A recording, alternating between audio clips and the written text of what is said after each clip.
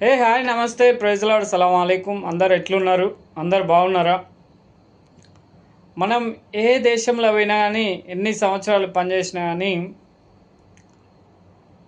కొన్ని దేశాల్లో మనం ఆ దేశం వాళ్ళతో కానీ ఆ దేశంలో పర్మనెంట్గా ఉండలేము. ఎక్కడ ఎన్ని రోజులు ఎన్ని సంవత్సరాలు పనిచేసినా కానీ మన దేశానికి తిరిగి రావాల్సిందే.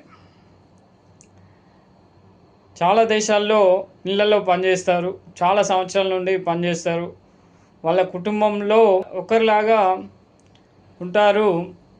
కానీ ఒక చిన్న మిస్టేక్ అయితే మాత్రం వాళ్ళు శత్రువులు అయిపోతారు. ఆ సందర్భంలో ఒక్కొక్కసారి ప్రాణాలు కూడా కోల్పోతుంటారు. అలాంటి సంఘటననే 2 రోజుల కింద జరిగింది కువైట్లో. ఆంధ్రప్రదేశ్కు చెందిన ఆమె 20 సంవత్సరాలుగా ఒక ఇంటిలో పనిచేస్తుంది. తనైతే టిక్టాక్లో వీడియోలు చేస్తూ ఉంటుందంట. అయితే మరి ఏ విషయంలో వారికి గొడవ వచ్చిందో తెలియదు, కానీ వాళ్ళ ఇంటి ఓనర్కు ఆమెకు గొడవ అయ్యి ఆ గొడవలో తనైతే ప్రాణాలు కోల్పోయింది. వారి మధ్యలో ఎంత గొడవ అయిందో తెలియదు, ఏ విషయంలో గొడవ అయిందో కూడా తెలియదు.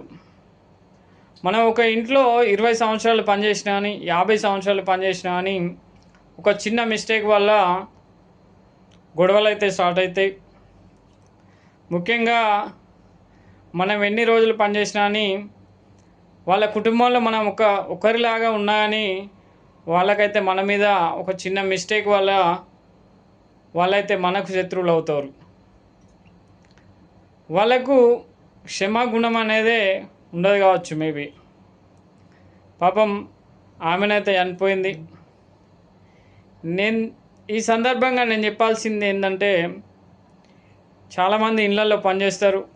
వాళ్ళ ఇంటిలో వీడియో తీయడం కానీ, వాళ్ళ పిల్లలతో వీడియో తీయడం కానీ, వాళ్ళతో వీడియో తీయడం కానీ అలాంటివి చేయకూడదు. వీడియో తీసి పెట్టడం కానీ అలా చేస్తే వాళ్ళైతే సహించరు. వాళ్ళని మాత్రం వీడియో తీయకూడదు. చాలామంది మంచిగా ఉంటున్నారు కదా అని అలసిగా తీసుకొని వీడియోలు తీస్తూ ఉంటారు. వీడియో తీసి టిక్టాక్లో పెడుతూ ఉంటారు. గల్ఫ్ దేశాలలో సోషల్ మీడియా అంటే టిక్టాక్. చాలామంది టిక్టాక్ చేస్తూ ఉంటారు.